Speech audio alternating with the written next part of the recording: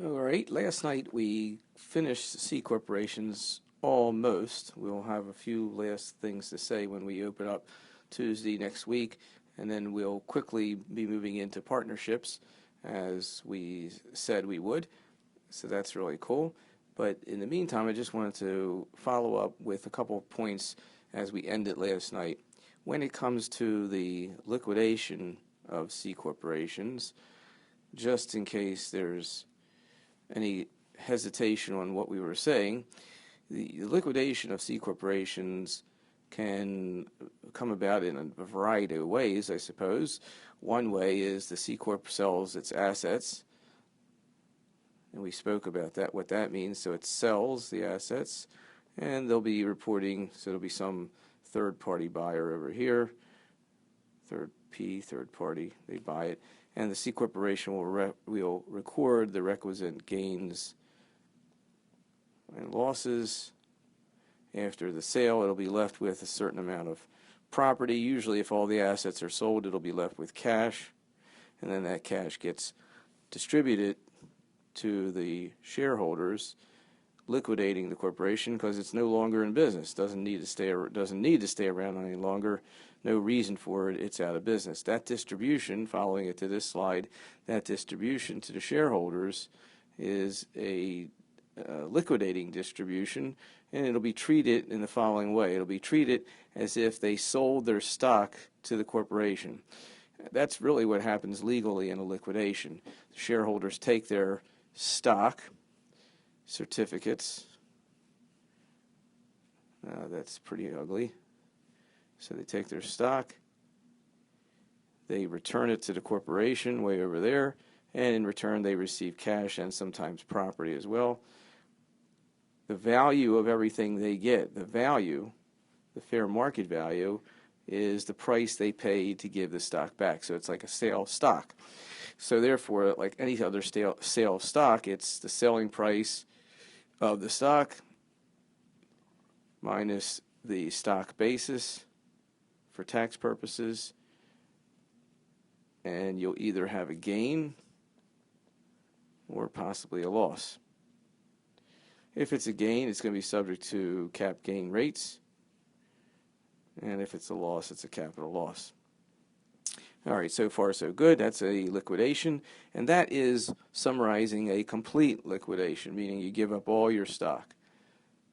Complete liquidation, you give up all your stock, and you're done. You recognize gain or loss as if you sold the stock because you give the stock back to the corporation.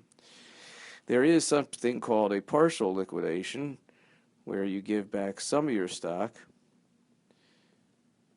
to the corporation, and that follows exactly the same principle. Whatever the shareholder gets in fair market value from the corporation is as if they, quote, sold their stock. The only difference is that in a partial liquidation, losses are not recognized, no losses, until complete liquidation happens in the future. So under partial liquidation, there's just no loss to the shareholder.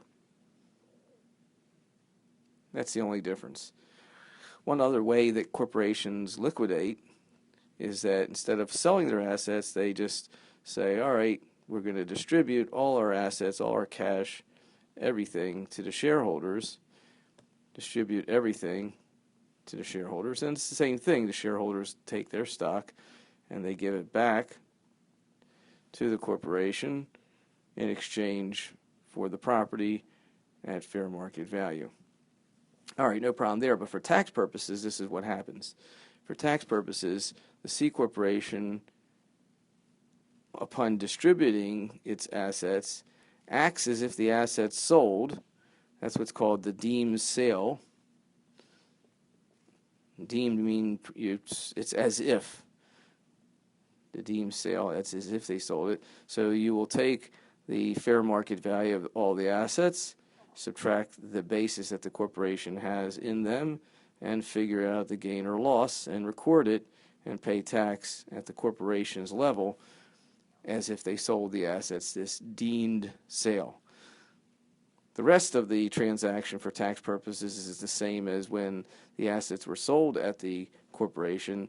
The monies, the property, the fair market value of the property that are distributed to the shareholders in this liquidation is as if they sold their stock, because they give their stock certificates back the same way. So it's like a stock sale. Stock goes back, and we recognize either capital gain or loss.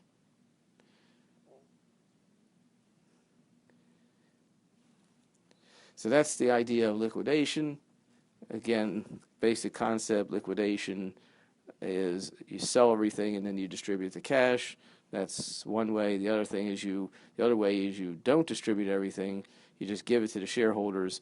Don't think you're avoiding gain at the corporation level on any gains based on the fair market value. That deemed sale continues to keep the double taxation. What's the double taxation? The deemed sale is at the C corporation level, and then upon the distribution to the shareholders, they also pay a tax, possibly a capital gain tax, of course, if there is a gain, but it's another taxable event. So here's one taxable event, the deemed sale. Here's the second one. Double taxation is preserved. That's the whole key with C corporations. You got it.